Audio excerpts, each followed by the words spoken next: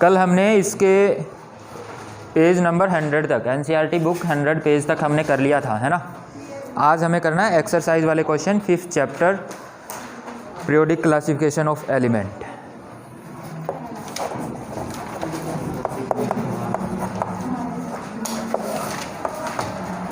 First question,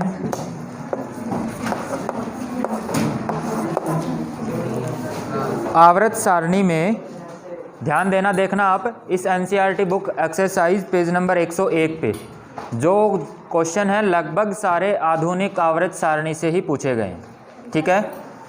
पहला ही question है, आवर्त सारणी में बाईं से दाईं ओर जाने पर प्रवृत्तियों के बारे में कौन सा कथन असत्य है, यानी जो गलत है वो हमें बताना है।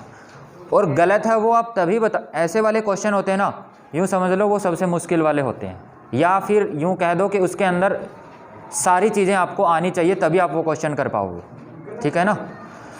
अब इसके अंदर देखना आप 4 ऑप्शन है, चारों के चारों आपको पता होंगे तभी आप कर पाओगे। सबसे पहले तो इसने कहा है बाईं से दाईं ओर जाने पर, इस साइड से पीरियोडिक टेबल जो हमारी होती है, एक मैं अगर छोटा सा स्ट्रक्चर बनाऊं तो ऐसा कुछ होता है, ये हमारी पीरियोडिक टेबल का स्ट्रक्चर होता है ना। इस तरफ वाली बाईं साइड, उस तरफ वाली दाईं साइड, बाईं से दाईं ओर जाना है हमें, यानी इस तरफ जाना है, ठीक है।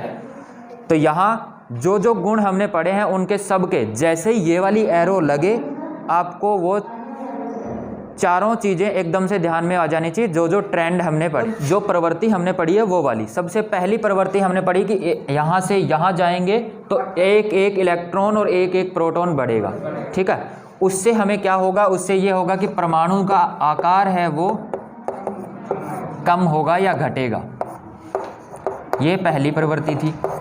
और कम क्यों होगा, क्योंकि जो इलेक्ट्रॉन है वो एक ही कोश में बढ़ते हैं और उसकी वजह से आकर्षण बल है वो बढ़ जाता है, या आकर्षण बल इलेक्ट्रॉन के ऊपर ज़्यादा लगता है, क्लियर है। उसकी वजह से वो ऐसे श्रिंक हो जाता है या धंस जाता है अंदर, यूँ कहो, क्लियर है ना। तो ये हो गया परमाणु का आकार है या परमाणु का साइज है वो कम होगा। दूसरी चीज़, यहाँ से इधर जाएंगे तो इलेक्ट्रॉन उसके लिए छोड़ना मुश्किल होगा कि आसान, मुश्किल होगा। क्यों, क्योंकि जैसे जैसे इस तरफ बढ़ेंगे इलेक्ट्रॉन, जो आकर्षण बल है वो बढ़ेगा, और आकर्षण बल बढ़ेगा इसका मतलब इलेक्ट्रॉन को छोड़ना मुश्किल हो जाएगा। और इलेक्ट्रॉन को छोड़ने की क्षमता ही क्या होती है, विद्युत धनात्मकता या इलेक्ट्रोपॉजिटिविटी, क्लियर है। तो इलेक्ट्रोपॉजिटिविटी है वो भी इधर जाएंगे तब क्या होगी, कम होगी। और विद्युत ऋणात्मकता तो इसकी बिल्कुल उल्टी होती है, विद्युत ऋणात्मकता है वो कम होगी, विद्युत धनात्मकता है वो क्या होगी, विद्युत धनात्मकता कम और विद्युत ऋणात्मकता है वो ज़्यादा होगी। विद्युत ऋणात्मकता होती क्या है पता है, कौन बताएगा, इलेक्ट्रॉन को लेने की पावर या क्षमता, ठीक है। कोई भी तत्व इलेक्ट्रॉन को कितना जल्दी ले लेता है वही उसकी क्या कहलाता है, विद्युत ऋणात्मकता, ठीक है। एक तत्व है जो इलेक्ट्रॉन को बहुत जल्दी लेगा और एक है जो बहुत टाइम लगाता है इलेक्ट्रॉन को लेने में, किसकी विद्युत ऋणात्मकता ज़्यादा होगी, जो जल्दी ले रहा है, क्लियर है ना। इलेक्ट्रॉन ऋणात्मकता और धनात्मकता सबको, ठीक है। अब तीसरी चीज़, इससे इस तरफ जाएंगे तो धात्विक गुण कम होगा कि ज़्यादा, कम होगा। क्यों, क्योंकि इस तरफ धातु होती है उस तरफ अधातु होती है, तो धात्विक गुण है वो भी कम। ये कैसे लिख रहे हैं समझ तो आ रहा है ना। बस ये चीज़ आप ऐसे एक ही एरो में ध्यान रख लोगे ना तो आपके 7-8 क्वेश्चन एक ही साथ हो जाएंगे, समझ रहे हो। धात्विक गुण है वो कम होगा तो ज़्यादा कौन होगा, अधात्विक गुण। इस तरफ से उस तरफ जाओगे तो अधात्विक गुण है वो ज़्यादा होगा, क्लियर है ये सबको। अच्छा, संयोजकता के साथ क्या होगा, संयोजकता इस तरफ, इधर तो एक इधर वाली है वो तो होती है प्लस और उधर वाली होती है माइनस, ठीक है। और एक समूह की संयोजकता है वो भी एक ही होती है, जैसे पहला वाला समूह है तो उसकी +1, दूसरा वाला समूह है तो +2, ऐसे ही आगे चलती जाएगी, क्लियर है ये सबको। अब अपने ऑप्शन पे आ जाओ। फर्स्ट क्वेश्चन में जो पहला ऑप्शन है, तत्वों की धात्विक प्रकृति घटती है, क्या ये सही है? सही है। किस से किस तरफ जा रहे हैं, बाईं से दाईं ओर। तो धात्विक गुण है वो कम हो रहा है, यानी पहला ऑप्शन है वो तो ठीक हो गया। दूसरा, संयोजकता इलेक्ट्रॉनों की संख्या बढ़ जाती है। संयोजकता इलेक्ट्रॉन क्या होते हैं? सत्य, क्योंकि इसने भी यही लिख रखा है, संयोजकता इलेक्ट्रॉन की संख्या है वो बढ़ जाती है। नेक्स्ट सी ऑप्शन है, परमाणु आसानी से इलेक्ट्रॉन का त्याग करते हैं। त्याग करना या छोड़ना वो क्या होता है? विद्युत धनात्मकता ही होती है। इलेक्ट्रॉन को छोड़ना यानी विद्युत धनात्मकता। अब विद्युत धनात्मकता कम होती है कि ज़्यादा? कम होती है। और इसने क्या करता है? इसने कहा कि आसानी से छोड़ सकते हैं, यानी कि वो तो ज़्यादा होनी चाहिए उसके हिसाब से। तो ये वाला ऑप्शन क्या हो गया? गलत हो गया। इसके बाद डी है, इनके ऑक्साइड है वो अधिक अम्लीय हो जाते हैं। ये वाला थोड़ा सा दिमाग लगाओगे तो आप बता दोगे। इस तरफ कौन होते हैं? धातु के ऑक्साइड कैसे होते हैं? इस तरफ कौन होते हैं? अधातु के ऑक्साइड। तो यहाँ से यहाँ जाएंगे तो कैसे होंगे? अम्लीयता बढ़ती है। क्लियर है? ये आ गया सेकंड चैप्टर। यहाँ पर गई है ये क्वेश्चन, लेकिन सेकंड चैप्टर हमने पढ़ रखा है, इसलिए हमें आसानी से समझ में आ गया कि धातु है उसके ऑक्साइड क्षारकीय है, अधातु है उसके ऑक्साइड अम्लीय है। क्लियर है सबको ये चीज़? हाँ, तो इसको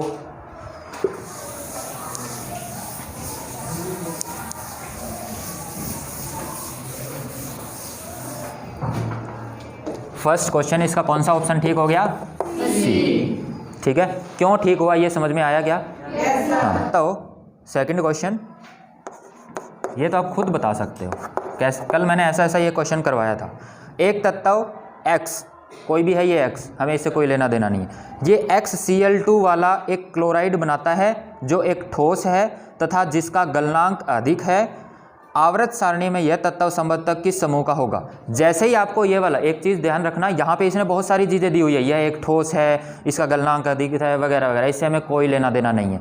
जहाँ पे भी ऐसे लिखा मिल जाए ना, X के साथ Cl2 या XO2 या XN3 ऐसा कुछ भी मिल जाए, यानी कि आपसे क्या पूछा जाए? ये X पूछा जाए, तो हमेशा सबसे पहले आप ये जो साथ में दिए हुए हैं ना, इनकी संयोजकता के ऊपर जाना।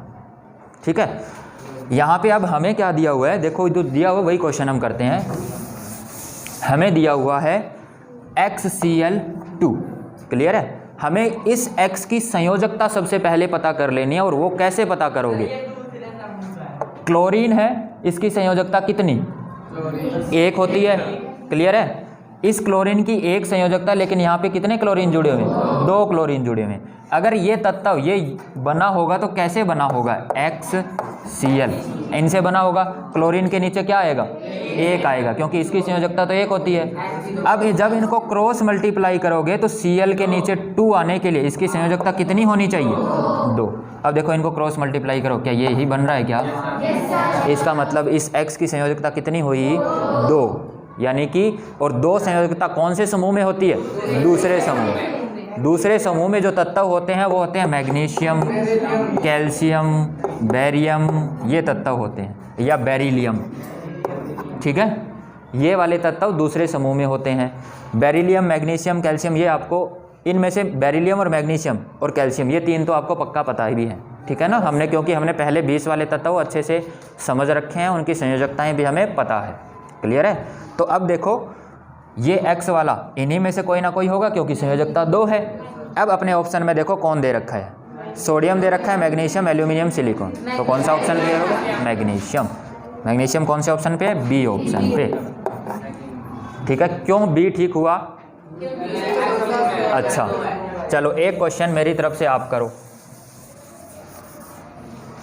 वो यौगिक बना रहा है XCl4। ठीक है, फिर बताओ इनमें से कौन सा ऑप्शन ठीक हो जाएगा? इतना जल्दी बोलना जरूरी था, किसी और को भी मौका दे देते। कैसे आएगा सिलिकॉन?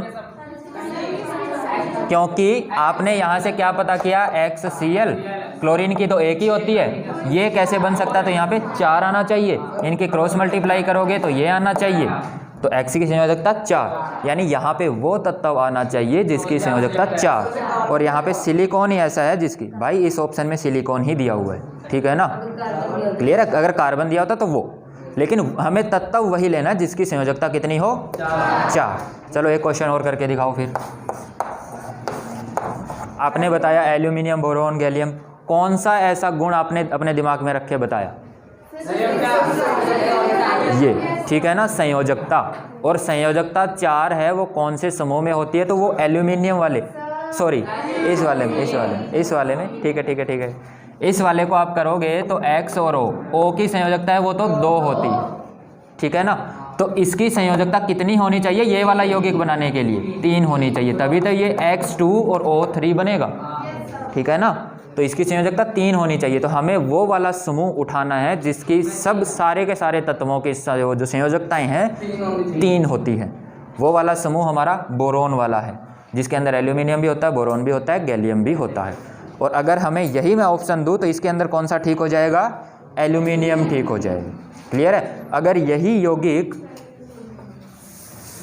ये वाला यौगिक XCl बना रहा होता फिर कौन सा ऑप्शन ठीक होता? सोडियम, ठीक है ना। तो मैंने एक ही क्वेश्चन से आपको 4 क्वेश्चन करवाए हैं, कैसे पूछे जा सकते हैं। क्लियर हो रहे हैं? कर दोगे ऐसे क्वेश्चन? ठीक है। तो अब आता है नेक्स्ट क्वेश्चन, 3rd क्वेश्चन। किस तत्व में पहला ऑप्शन 2 कोष हैं? 1 मिनट, इसने कहा है पहला जो पार्ट है उसके अंदर क्या कहा है कि 2 कोष है। कोई ऐसा तत्व जिसके अंदर 2 कोष है, तो 2 कोष तो बहुत सारों में होते हैं, लेकिन हमें वो वाला बताना है जिसके अंदर दोनों के दोनों पूरे भरे हुए। तो इसके लिए कौन सा होगा? हीलियम या नियोन या कौन सा?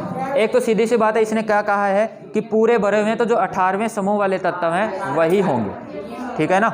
सारे के सारे अगर कोष भरे हुए हैं, से पहले तो जैसे ही इसने लिख दिया कि 2 कोष दोनों के दोनों पूरे भरे हुए हैं, तो 18वें समूह पे ही जाना है आपको। क्यों? क्योंकि उसी के अंदर सारे के सारे कोष है वो भरे होते हैं। क्लियर है? अब हमने हीलियम और नियोन को उठाया, तो हीलियम है उसके अंदर 2 इलेक्ट्रॉन होते हैं, इसका मतलब इसके अंदर तो एक ही कोष बनेगा जिसके अंदर दोनों इलेक्ट्रॉन आ जाएंगे। इसके अंदर 10 होते हैं, तो पहले कोष के अंदर तो 2 आ जाएगा और दूसरे अंदर 8 आ जाएंगे, ऐसे।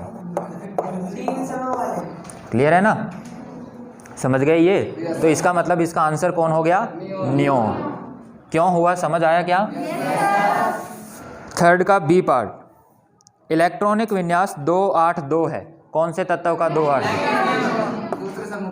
जब अब एक चीज़ और, जिनको नहीं समझ आ रहा है, जिनको बहुत आसानी से करना है, तो सीधी सी बात है, जब भी ऐसे इलेक्ट्रॉनिक विन्यास, यहाँ पे क्या दिया हुआ? 282।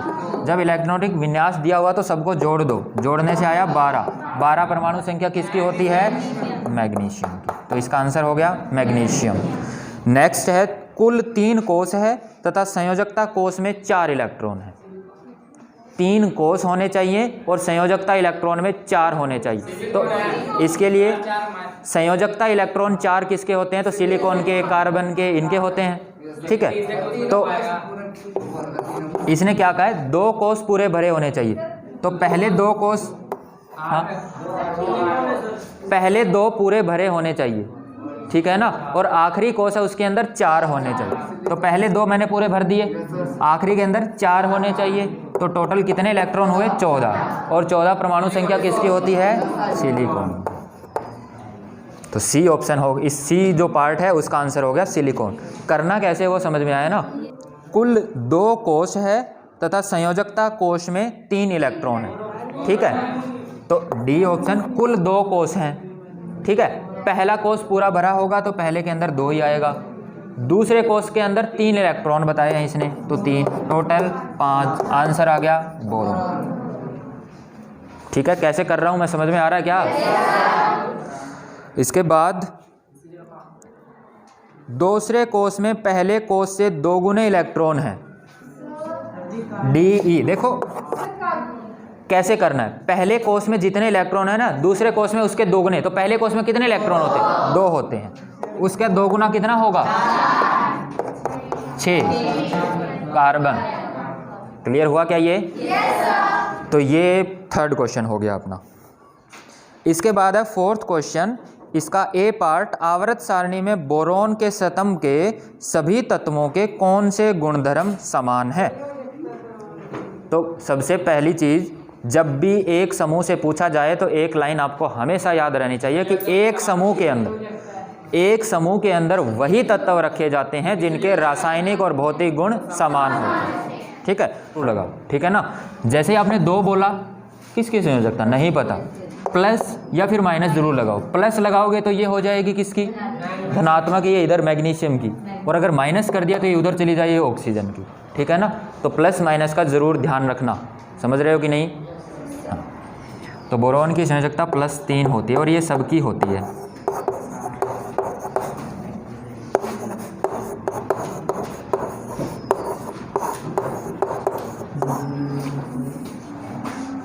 एक ही प्रकार से अभिक्रिया करके और बनेंगे।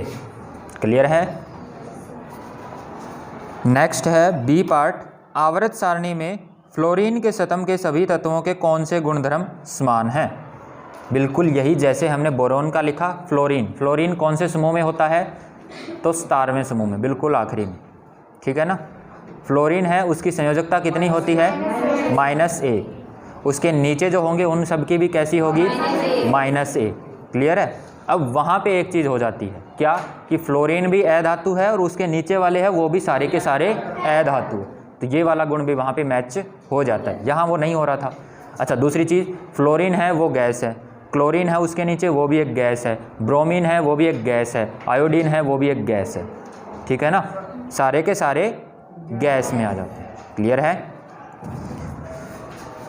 ये क्वेश्चन रफ कर दूं, के अंदर ये वाली लाइन लिखनी होती तो क्या लिखते, धनात्मक। क्यों, वहाँ +3 थी संयोजकता। ये बी पार्ट हो गया। 5th क्वेश्चन, एक परमाणु का इलेक्ट्रॉनिक विन्यास 287 है। परमाणु संख्या क्या होगी, परमाणु संख्या क्या होगी, 17। ठीक है, 2, 8 और 7 तीनों को जोड़ दो, वही तो किसकी, परमाणु संख्या। तो 17 परमाणु संख्या किसकी होती है, क्लोरीन की। निम्न में से किस तत्व के साथ इसकी रासायनिक समानता होगी। रासायनिक समानता यानी उसी के साथ होगी जिसके समूह में ये होगा। क्लियर है। तो यहाँ पे सोडियम, फ्लोरीन, फास्फोरस और आर्गन दे रखा है, फ्लोरीन के साथ इसकी संयोजकता मैच होगी। अच्छा, ये जब ऐसे दे रखे हो ना और आपको कुछ भी ध्यान ना हो रहा हो तो कैसे करना, ये लिख लिया क्या।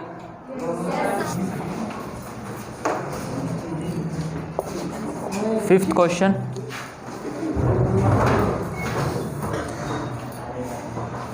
तो इसका पहला पार्ट है, उसका तो हो गया।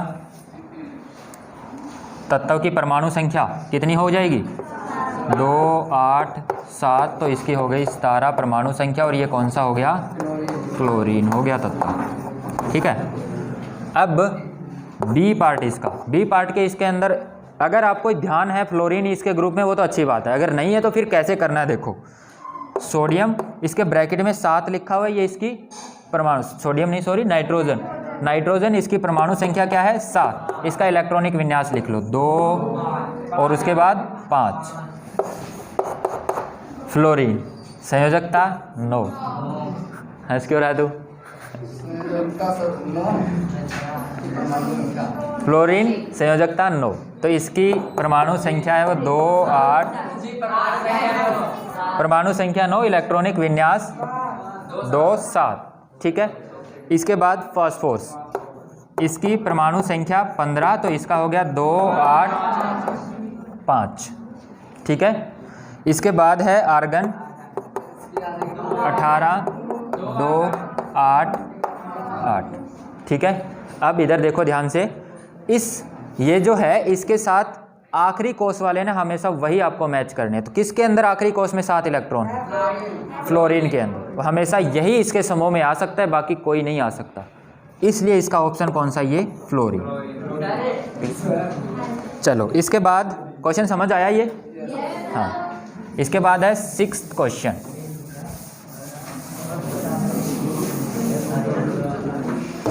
आवर्त सारणी में 3 तत्व A, B, C की स्थिति निम्न प्रकार है। समूह 16 और 17।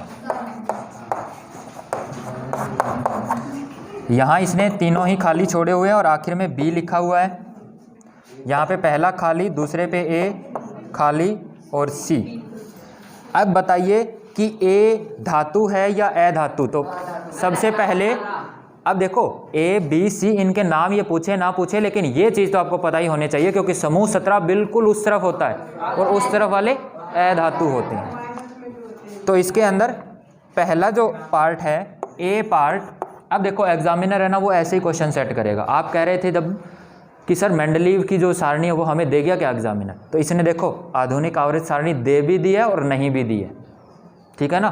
दे तो ऐसे दिया कि समूह 16 और 17 बता दिया, आधुनिक आवृत्त सारणी हिंट दे दिया इसने। अगर पूरा आंसर ही बता देगा तो फिर तुम्हारे लिए क्या बचेगा, ठीक है ना। अब ए पार्ट है ए धातु ए अधातु, तो आपको पता होना चाहिए 17 वाले तो अधातु ही होते हैं, ठीक है। नेक्स्ट है ए की अपेक्षा सी अधिक अभिक्रियाशील है या कम। ए और सी में से कौन सा अधिक अभिक्रियाशील होगा, तो ये आपको कैसे पता करना है कि ए होगा कि सी। आकार बढ़ता है उससे।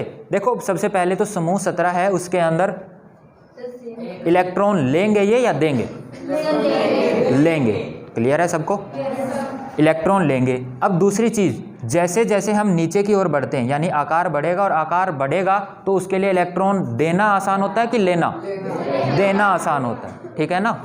जब हम नीचे की ओर बढ़ते हैं या आकार बड़ा होता है तो हमेशा इलेक्ट्रोपॉजिटिविटी विद्युत धनात्मकता बढ़ती है और विद्युत ऋणात्मकता घटती है, जो अभी हमने थोड़ी देर पहले लिखा था, ठीक है ना। तो नीचे की ओर जाएंगे तो धनात्मकता बढ़ेगी यानी कि इलेक्ट्रॉन देने की क्षमता बढ़ेगी, ठीक है। लेकिन ये तो पहले से ही ऋणात्मक है, तो इनको तो इसको भी इलेक्ट्रॉन लेने हैं, इसको भी इलेक्ट्रॉन लेने हैं, इसका आकार छोटा इसका बड़ा, इसके लिए लेने आसान इसके लिए लेने मुश्किल, तो ये ज़्यादा अभिक्रियाशील ये कम अभिक्रियाशील, क्योंकि जब ये इलेक्ट्रॉन का आदान प्रदान करेगा तभी तो कोई यौगिक बनाएगा, ठीक है। और उसी से हम पता करते हैं कि ये अभिक्रियाशील है या नहीं है, ठीक है ना। क्योंकि इससे आगे वाले जो 18 वाले हैं वो तो बिल्कुल भी इलेक्ट्रॉन नहीं देते हैं, और इसीलिए तो हम उनको कहते हैं कि वो कैसे हैं, उत्कृष्ट है, यानी वो किसी से भी कोई अभिक्रिया नहीं करते हैं। तो बी वाला, बी का क्या कौन सा ठीक हो जाएगा कि ए ज़्यादा अभिक्रियाशील है, लिखा। सी पार्ट, सी का साइज बी से बड़ा होगा या छोटा, सी और बी छोटा होगा। क्यों, क्योंकि हम आवर्त में दाईं से बाईं ओर जाते हैं तो आकार क्या होता है, छोटा होता है, ठीक है ना। तो ये हमारे ट्रेंड जो प्रवृत्ति हमने पढ़ी थी, कैसे उसके ऊपर क्वेश्चन आएंगे आप देख रहे हो। हाँ, साइज या आकार एक ही बात है।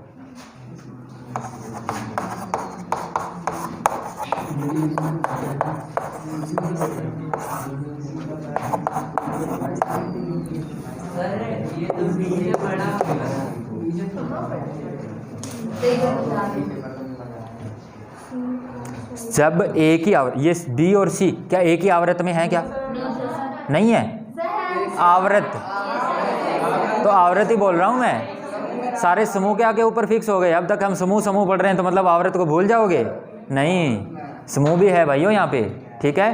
तो ये समूह में तो है ना, आवृत में तो नहीं है, सॉरी आवृत में तो है ना, समूह में नहीं है, ये वाले समूह में हैं, ठीक है। तो बी और सी एक ही आवृत में हैं, और आवृत में जब दाईं से बाईं ओर जाते हैं तो आकार छोटा होता जाता है।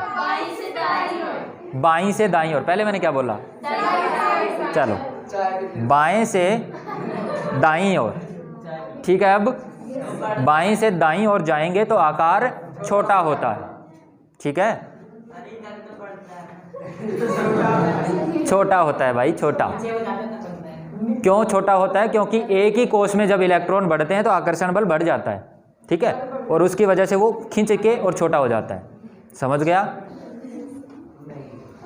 नहीं समझा, समझ जाओगे। ये जो ट्रेंड है ना, ये एक ही बार में तो पक्का याद नहीं होंगे, और ट्रेंड तब याद होंगे जब आप इनके पीछे की सिर्फ एक ही चीज़ याद रखनी है, इस तरफ एक ही कोश में इलेक्ट्रॉन बढ़ते हैं, उसकी वजह से आकर्षण बल बढ़ता है, ठीक है, और आकर्षण बल बढ़ने की वजह से वो छोटा हो जाता है, और आकर्षण बल बढ़ने की वजह से उसको इलेक्ट्रॉन वो जल्दी सी नहीं दे पाता, ठीक है। डी है, तत्व ए किस प्रकार के आयन धनायन या ऋणायन बनाएगा। तो सबसे पहले आयन क्या होते हैं, जिसके ऊपर कोई आवेश होता है, ठीक है। तो ये वाले समूह 17 वाले ऋणात्मक आयन बनाएंगे कि धनात्मक, ऋणात्मक आयन बना, और ऋणात्मक आयन कैसे बनते हैं, माइनस के, ये तो मुझे ही पता है, जो इलेक्ट्रॉन लेता है, ठीक है ना, वो होते हैं ऋणात्मक। ये मत बोल देना माइनस वाले, ऋणात्मक का मतलब ही माइनस होता है। आप माइनस वाले बोल रहे हो, सामने वाला पूछेगा अच्छा माइनस वाले आयन कैसे बनेंगे, तो कह दोगे ऋणात्मक वाले, और ऋणात्मक वाले कैसे बनेंगे तो कह दोगे माइनस वाले। ये तो वही बात हो गई कि आपका घर कहाँ है, मंदिर के सामने, और मंदिर कहाँ है, घर के सामने। अरे नहीं नहीं नहीं नहीं, दोनों कहाँ हैं, तो बोलो आमने सामने। 7वां क्वेश्चन, नाइट्रोजन परमाणु संख्या 7, फास्फोरस परमाणु संख्या 15, आवर्त सारणी के समूह 15 के तत्व हैं। इन दोनों तत्वों का इलेक्ट्रॉनिक विन्यास लिखिए। इनमें से कौन सा तत्व अधिक ऋण विद्युत होगा और क्यों? ऋण विद्युत, समझ रहे हो, ऋण विद्युत यानी कि विद्युत ऋणात्मकता, चाहे इसको ऋण विद्युत बोलो, चाहे विद्युत ऋणात्मकता बोलो, चाहे इलेक्ट्रॉनिक नेगेटिविटी बोलो। और बोला क्या इसने, इसकी इलेक्ट्रॉनिक विन्यास लिखना दोनों का। तो आंसर के अंदर पहले हम नाइट्रोजन का इलेक्ट्रॉनिक विन्यास लिखते हैं, और लिख सकते हो आप। अब तो लिखो जरा, नाइट्रोजन की परमाणु संख्या कितनी, तो इलेक्ट्रॉनिक विन्यास कितना, 2 और हो गया नाइट्रोजन का। अब फास्फोरस 15, तो इलेक्ट्रॉनिक विन्यास, अच्छा कितनों को पता है ये दोनों एक ही समूह में आएंगे कि नहीं आएंगे, इसका डिसीजन आप सीधा यहाँ जाके करोगे। आखिरी कोष के इलेक्ट्रॉन हैं वो सबके समान होंगे, वही वाले एक ही कोष में आएंगे, समझ रहे हो ये चीज़, एक ही समूह में आएंगे, सॉरी, ठीक है। तो ये वाले दोनों नाइट्रोजन और फॉस्फोरस एक ही समूह में होंगे, ठीक है। अब दूसरी चीज़, इसकी संयोजकता भी -3 होगी, इसकी भी -3 होगी। दोनों में से कौन सा ज़्यादा विद्युत ऋणात्मक होगा? नाइट्रोजन। क्यों? क्योंकि जैसे नीचे जाए तो आकार बढ़ गया, आकार बढ़ गया तो इलेक्ट्रॉन लेने की क्षमता कम हो गई, घट गई, ठीक है ना। तो इसका लिखेंगे हम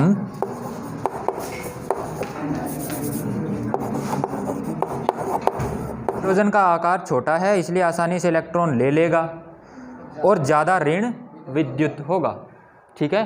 तो ये मैंने रीज़न लिख दिया, इसका क्या रीज़न है, क्लियर है ना। इसके बाद 8वां क्वेश्चन, तत्वों के इलेक्ट्रॉनिक विन्यास का आधुनिक आवर्त सारणी में तत्व की स्थिति से क्या संबंध है?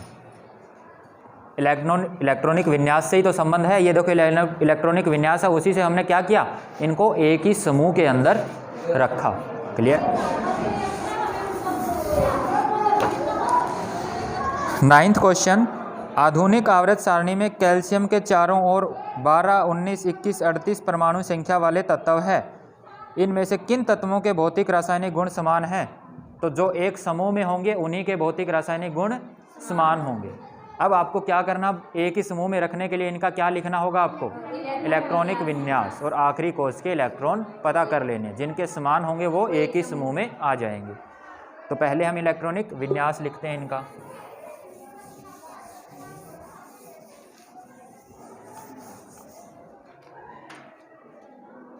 कौन सा क्वेश्चन है ये, 9। पहला है परमाणु संख्या है 12। ये Z से मैं क्यों लिख रहा हूं, क्योंकि परमाणु संख्या को हम Z से भी लिखते हैं, ठीक है। तो इसका इलेक्ट्रॉनिक विन्यास क्या हो गया, 2, 8, 2। इसके बाद परमाणु संख्या है 19, इसका क्या आएगा, 2, 8, आगे 2, 8, 8 और 1, ठीक है। नेक्स्ट है 21, 2, 8, 3, हाँ ठीक है। और एक और है क्या, कितना, 38, तो आएगा 2, 8, 8, 8 आएगा या 18, 18 आएगा, 2 बार 8 आएगा। इसके बाद कितने बचे ये बताओ पहले, 28, 28 और 8, कि आखिरी कोष है ना उसके अंदर 8 इलेक्ट्रॉन आने चाहिए। अगर इन इलेक्ट्रॉन को हम फिल करते हैं तो इस फॉर्मूले से फिल करते हैं 2n² से, ठीक है ना। 2n² के हिसाब से जो यहाँ वाला तीसरे नंबर पे है ना, तो यहाँ n की वैल्यू 3 रखो, ठीक है। 3, 3, 9 दूनी 18, इसलिए हमारे पास पहले से अगर पूरे इलेक्ट्रॉन होते हैं ना बहुत सारे, तो हमेशा तीसरे इलेक्ट्रॉन के तीसरे जो कोश है उसके अंदर हम 18 पहले भर लेते हैं, ठीक है ना, समझ रहे हो, क्योंकि हमारे पास 38 इलेक्ट्रॉन थे इसलिए मैंने इसके अंदर 18 भर दिए, ठीक है। इसके बाद देखो 2 8 18 कितने हो गए 26, अभी भी 38 भरने के लिए हमारे पास 12 और हैं, ठीक है ना, 12 और हैं, तो क्या 12 को मैं यहाँ लिख दूँ, 12 को यहाँ लिख दूँ तो इसके लिए क्या हो जाएगा कि आखिरी कोश है जिसके अंदर 8 इलेक्ट्रॉन होने चाहिए, वो वाला हमारा कंडीशन है वो फेल हो जाती है, इसके लिए मैंने पहले 8 लिखा और उसके बाद 2 लिख दिया। क्लियर है ना, समझ आ रहा है। और ये जो आपको कन्फ्यूज़न हो रही है इसी की वजह से ये फॉर्मूला है ना ये फेल होता है, ठीक है। जो आप +1 के अंदर पढ़ोगे कि ये फॉर्मूला फेल क्यों हो गया, और उसके बाद नए प्रिंसिपल आते हैं जिनको हम Hund's principle, Pauli exclusion principle वगैरह पढ़ते हैं, समझ रहे हो। तो फिलहाल हमें ये वाली इलेक्ट्रॉनिक विन्यास किसका 38 के लिए याद रखना है, कैसे किया है, ठीक है। आखिरी कोश में 2 इलेक्ट्रॉन। अब इसके बाद किन के साथ इसको मैच करना है, तो इनको मैच करना है हमें कैल्शियम के साथ, ठीक है। कैल्शियम की परमाणु संख्या कितनी 2 8 8 2 सॉरी 8 2 समूह में आएंगे जिनके आखिरी कोश में समान इलेक्ट्रॉन होंगे। तो किन किन के समान इलेक्ट्रॉन है, ठीक है, तो 12 और 38 किसके समूह में आ जाएंगे, कैल्शियम के समूह में, ठीक है। तो नीचे आप लाइन लिख हुए। लास्ट क्वेश्चन है आधुनिक आवर्त सारणी और मेंडलीव की आवर्त सारणी के तत्वों की व्यवस्थाओं की तुलना कीजिए, व्यवस्था की। तो ये कुछ नहीं है, इसके अंदर तो आधुनिक आवर्त सारणी है, उसके अंदर द्रव्यमान संख्या के परमाणु संख्या के अनुसार व्यवस्थित किया गया था, और उसके अंदर द्रव्यमान संख्या के या द्रव्यमान के अनुसार, ये हम पहले भी कर चुके हैं, ठीक है। इसलिए इस क्वेश्चन को करने की ज़्यादा कोई